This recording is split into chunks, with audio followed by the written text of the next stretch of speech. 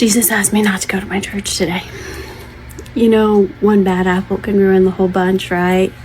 Well, actually last night, Jesus told me, I don't want you to go to your church. And I was like, what? He didn't tell me till later. He's like, I want you to go to this other church. I was like, fine. Didn't really want to because it's the first service of the new year, but I was like, okay.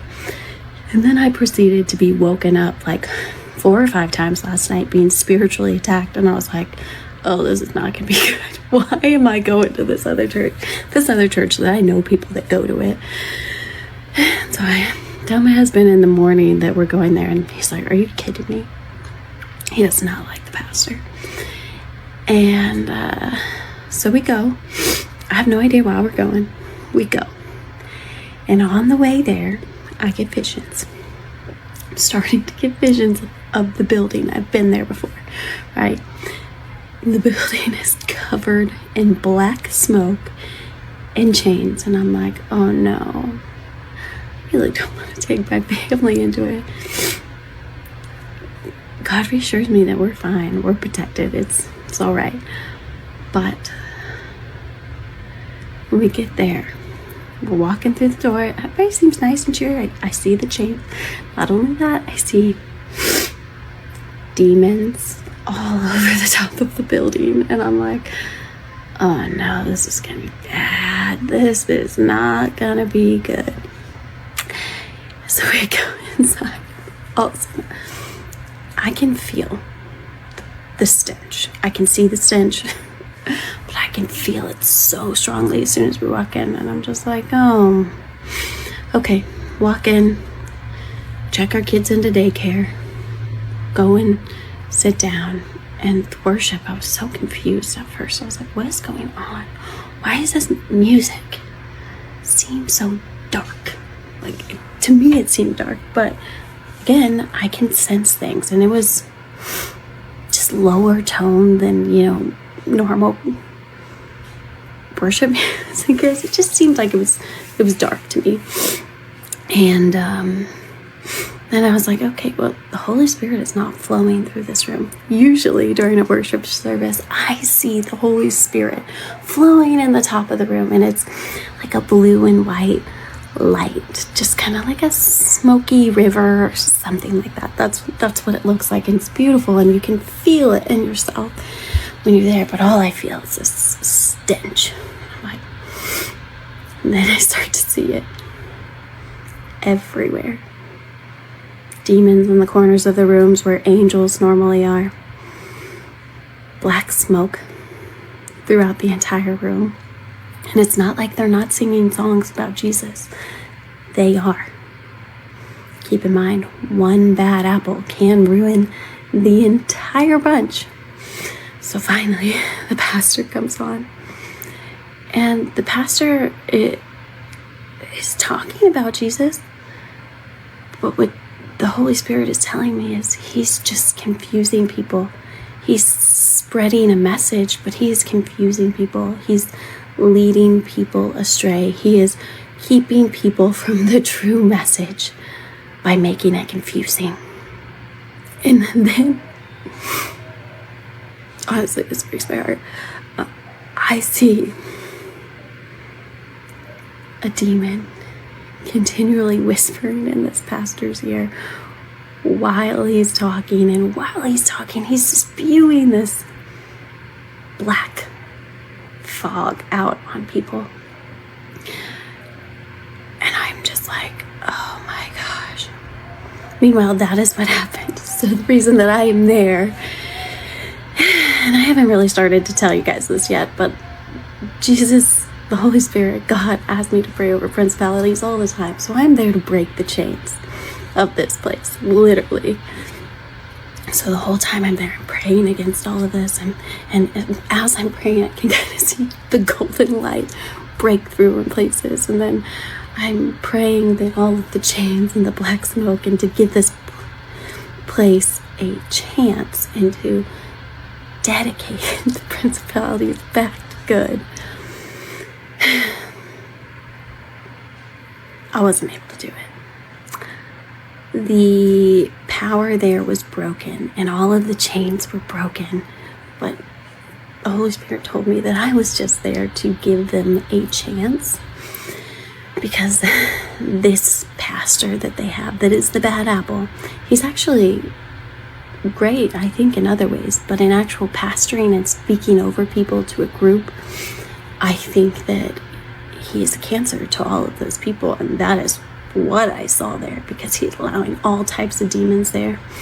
From what I was told, he was having pride very rampant in that church, and Jezebel very rampant in that church.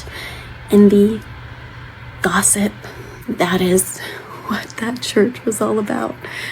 And so I was there to break it and give it a new chance, because his son is supposed to start taking over the pastoring. So because I broke the chains, that he has the opportunity to bring it back to light and really get the Holy Spirit flowing there like it is supposed to be.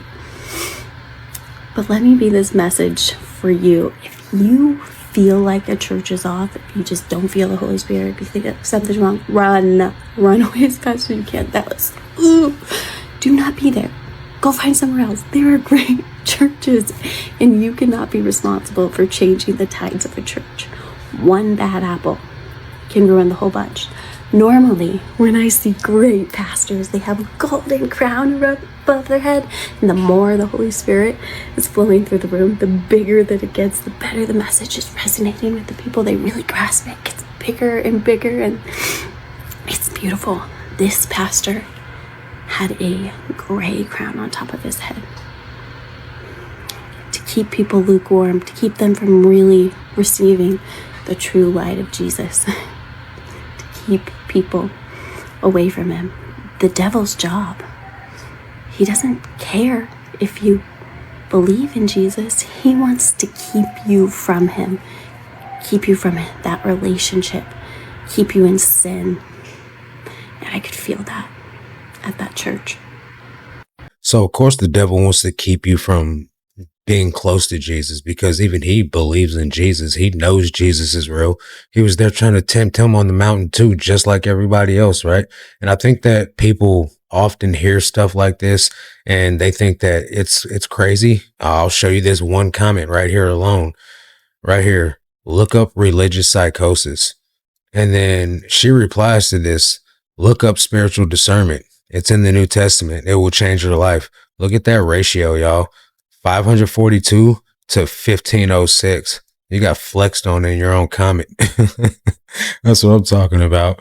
But we do have to be cautious about this thing. Like if you go to a church, guys, let me save you right now. There is nothing wrong with switching a church when you don't feel the Holy Spirit in there. There's a reason you don't feel the Holy Spirit in a place where you're supposed to feel the Holy Spirit. And that's probably because he's not there. Yes, the Holy Spirit does dwell inside of us, but when a body of believers convenes together, the gathering of the saints, there's a presence in that room that's so tangible. You can feel God in that room, right? If you're not feeling that, it's probably because he's not there. Just because someone slaps together four walls and throws a holy redeemer or a type of name or something on it, don't mean that it's really where the Lord dwells at. There's churches all out here, all around the United States that condone sin. There's a church in this town that I live in, a Presbyterian church. Not all Presbyterian churches. This one specific church in my area that has a gay flag outside. That tells me God ain't in that place. It doesn't matter what type of doctrine you're twisting. It doesn't matter what type of glory you're trying to give to the Lord in there. When you're condoning sin and that's something that you're doing in there, you got itchy ears being scratched. And the Bible talks about that in these last days. Nonetheless, man, I had some Jehovah's Witnesses knock on my door earlier. I come to the door wearing that white Jesus hat, and I instantly knew who they were. He's got the JW pamphlet in his hand, and I'm just like, yeah, we believe differently. And he's like, what do you mean? And I'm like, well, I believe that Jesus is the way to salvation. And they're like, well, we believe that too. And I'm like, yeah, but you guys don't believe Jesus is God. And they're like, no, we believe he's the Son of God. I said, well, and the Word was with God, and the Word was God, and the Word is Jesus. And they said, yeah, well, we just think differently on that. When I say, yeah, you guys don't believe in the Trinity. But I mean, even nowadays, a lot of Christians don't believe in the Trinity, which is just how you know that the Bible is true, because it was talking about doctrines of devils in this last days. And so we came to an impasse. I said, I'm firm in my faith, just like you guys are firm in yours, and I'm not going to be budged. We had a very cordial, very respectful conversation, because these guys were respectful, but I'm not going to respect a religion that doesn't claim Jesus Christ as deity, that doesn't claim Jesus Christ as God, that doesn't believe the way that we believe. And I said, you guys have your resources, right? Your text is different than my Holy Bible. Your text has been altered differently than what my Holy Bible says. And he admitted to it. And I was like, that's why I'm not going to get on you guys' website and go to find out about Jesus, because we don't serve the same Jesus. And we did, part our ways on a cordial note, but you got to be firm in the faith, and don't let any pastor, don't let any denomination, don't let anyone tell you what the real deal is about Jesus, because you have a Bible. Read it for yourself. Show yourself approved. And that's one of the things where your pastor really does matter. Being called to lead a church isn't for everybody. I couldn't lead a church. I don't have the desire to lead a church. But when you are pastoring from the pulpit, you have to be above reproach. And not only that, but you can't have any open doors. And this pastor in this church that she went to was being whispered to by demons, and he was spewing out this toxic, this dangerous doctrine over his church, and people were eating it up. And it's sad, because a church is only as strong as its pastor. If you have a pastor that's lukewarm, teaching doctrines of demons, condoning sin, sadly, people look to that person and they're like, oh, well, my pastor does it, so it's got to be okay. And that's not okay. The standard is Jesus. The pastor's just the shepherd of the flock in that particular church. He's not the one that, has authority in your life. Don't get me wrong. Leadership does have authority. Your pastor should be, if he's above reproach, should be able to correct you on things, and you should be able to be correctable. You should be accountable. But when it comes down to it, ultimately, you are the one that is responsible for your faith and how you pastor your family, because as a man, you are the leader of the family. And then not only that, if a church has bad leadership, it will fall apart. Everyone will leave that church, because there's gossip, there's slander, there's dissension, there's discord, things like that. Right? When a church has those things going on, it will not thrive. It doesn't matter, especially if the pastor isn't one to check that type of behavior. A church is only as strong as their good leader that points everyone back to Jesus. And clearly that wasn't present in this church. So I think she did the right thing by, trying to go there and obey what the Holy Spirit was telling her. But ultimately, it's not up to her. It's up to Jesus. And it's up to the people that go to this church to keep their faith focused on the Lord. So I'll share her link. Her name is Jess. I'll share that in the description to give her credit for her work. Let me know what you guys thought about this in the comment section, and I'll catch you guys on the next one. Until then, God bless.